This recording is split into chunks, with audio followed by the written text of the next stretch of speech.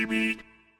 Hey, how's it going, everybody? Welcome to Freebeat, where I post new music-related content every single day. So if that sounds good to you, hit that subscribe button, ring that notification bell, and be sure to check out my upcoming free live stream concert, Freebeat Live Home Edition Volume 2.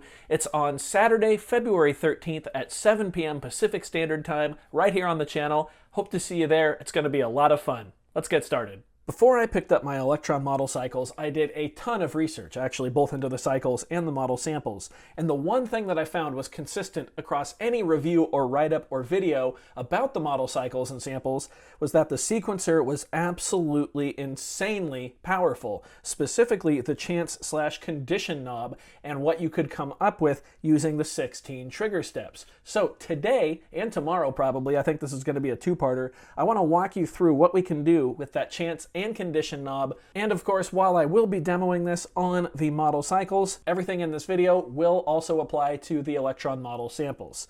So I've got an initialized preset kit here, just straight blank right out of the box.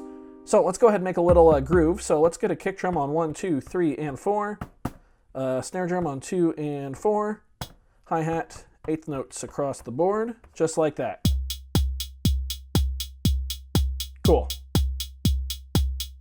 So now we're going to talk about the chance/condition knob. Basically, these are kind of like step components if you're familiar with the OPZ. They can tell an individual trigger or an entire track when and how often to trigger in relation to a whole bunch of different things that we're going to go over. It's very, very powerful. So right out of the gate, if we just turn the chance/condition knob, we will see it's going to say track chance and let us scroll between a value of 0% and 100%.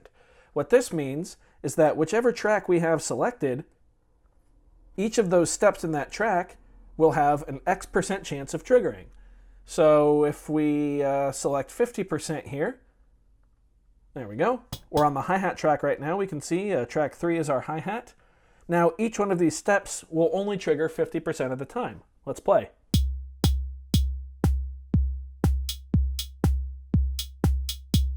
You can see it's very random, very cool. And we can adjust this. So we can go 90% of the time. We can go 93% of the time. Now they'll drop out every once in a while.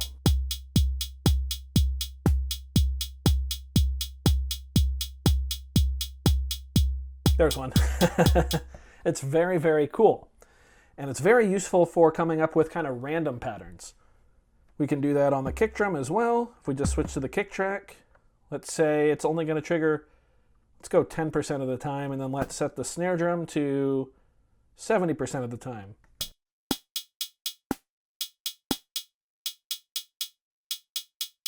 Still no kicks yet. There's one. Oh, another.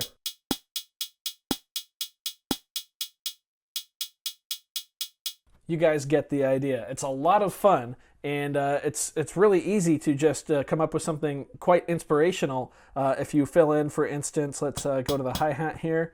Let's fill in everything and then set the track condition to, or the track chance, I should say, to 60%.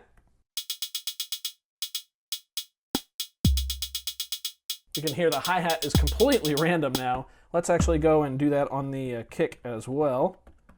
We'll set that to, we'll say 26%, sure. Let's leave the snare drum actually. Let's set it back up to 100% so we have something that's kind of grounded.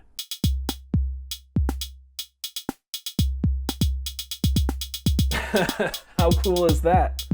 And of course, then you can mess with your other parameters too and have something that just kind of evolves over time. Super groovy. I like that a lot. So that's a great way to find something inspirational for yourself. You know, if you're looking for a new groove to use, just kind of listen, and then you can try to recreate something that you heard that was random in a more structured setting. For instance, that's how I came up with a good portion of the main drum groove to my Model Cycles track, No Better Time, which you can watch that by clicking the link in the description. Listen to that, I guess I should say. Yeah, I just kind of played around with the chance feature there and got a good drum groove going and then recreated that in the sequencer, and then started jamming to it and came up with the melody and the bass and all that stuff. So yeah, very, very useful feature. However, it gets a lot crazier, and that's because we can affect individual steps. let's go to our hi-hat track here. Let's go ahead and take off the 16th so we just have those 8ths. And let's go ahead and set the whole track to 100%. Same with the kick drum here. Set it back to quarter notes. Now we're back here. Cool, so let's go to the hi-hat. We want to make sure that write mode is on, so the steps, the lit steps all show up. Now let's go ahead and hold down, say, step 3. When we're holding down this step, as soon as we turn this knob, we can see all of a sudden we have trigger conditions now. So there's fill under a line, there's pre under a line, there's NEI under a line, there's first under a line. Then we have percentage from 0 to 100. And then we have 1 over 2, 2 over 2, 1 over 3, 2 over 3, 3 over 3, 1 over 4, 2 over 4, 3 over 4, 4 over 4, and that goes all the way through up to 8 over 8. So I'll explain those in just a second. Let me say in tomorrow's video, we're going to cover fill under the line, pre under the line, NEI, and NEI under the line. So we're going to start today with first. So first trigger condition means that that trigger that we held down and affected is only going to trigger the first time through the pattern. So let's listen. Remember, it's going to be the second hi-hat. Now, it doesn't play it at all. It's done. If we stop the pattern and restart it, it'll play again. There we go. And now done again. Cool. So we can then hold this down and go to the next one, which is first under the line. Basically, the line means it's going to be the inverse of whatever the previous one was. So the first one, it only played the first time. Now it's going to play every time except the first time we play the pattern. So silent. Now it's going non-stop.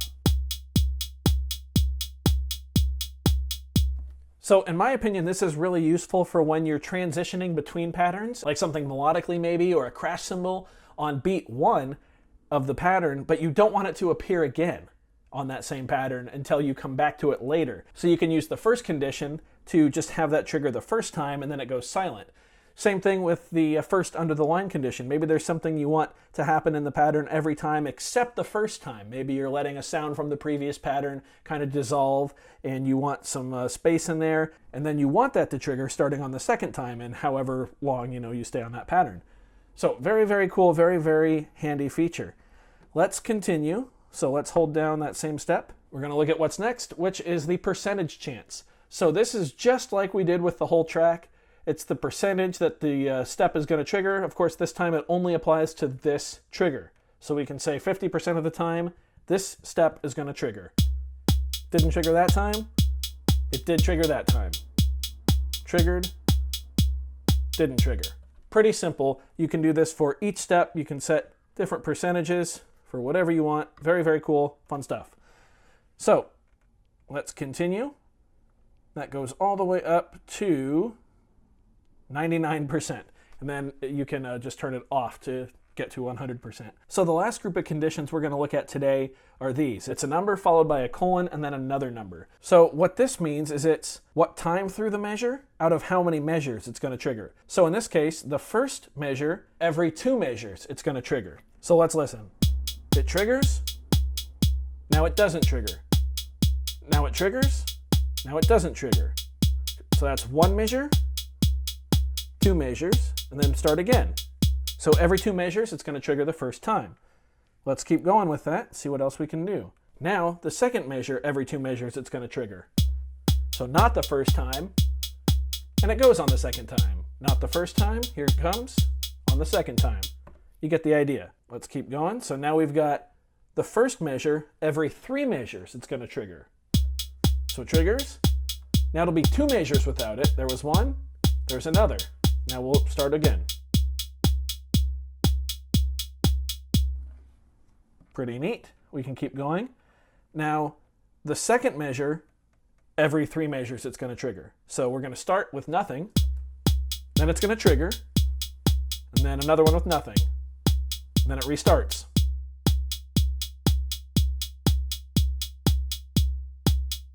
So I hope you guys are picking up on how this works. The next one is 3 out of 3, so every third measure, every 3 measures, it's going to trigger. Nothing there, then it'll trigger here. And then we reset.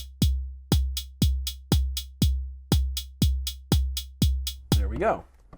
And we can keep going. Now the first time through the measure, every 4 measures it'll trigger. The second measure out of every 4 measures, the third measure out of every 4, the fourth out of every 4, and we can keep going all the way up to 8, which is really, really cool. So let's have it trigger the 7th time. There we go, through every 8 measures. So 1 with nothing, 2 with nothing, 3 with nothing, 4 with nothing, 5 with nothing, 6 nothing, here we go. Triggered, and 8 nothing. Very, very cool. So I hope this method of demonstrating these is effective. Please let me know in a comment down below, and if not, I'll switch it up for tomorrow's video. Tomorrow's video is where things are going to get a little more complicated. Everything we covered today was pretty straightforward, but you do need to have an understanding of today's content to kind of understand how tomorrow's video is going to work and how those triggers that we're going to cover and the conditions function.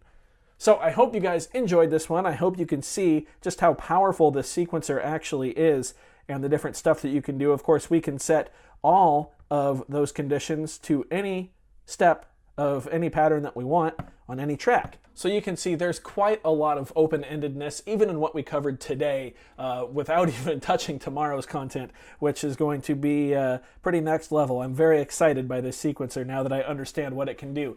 So I do hope you guys enjoyed this one. I hope you found it helpful. If you did, go ahead and leave a like on it. If not, you can leave a dislike. That's okay too. Doesn't hurt my feelings, just makes me try that much harder next time. Either way, be sure to hit that subscribe button, ring that notification bell. Thank you so much for being here. Thanks for watching. We'll see you next time. Bye.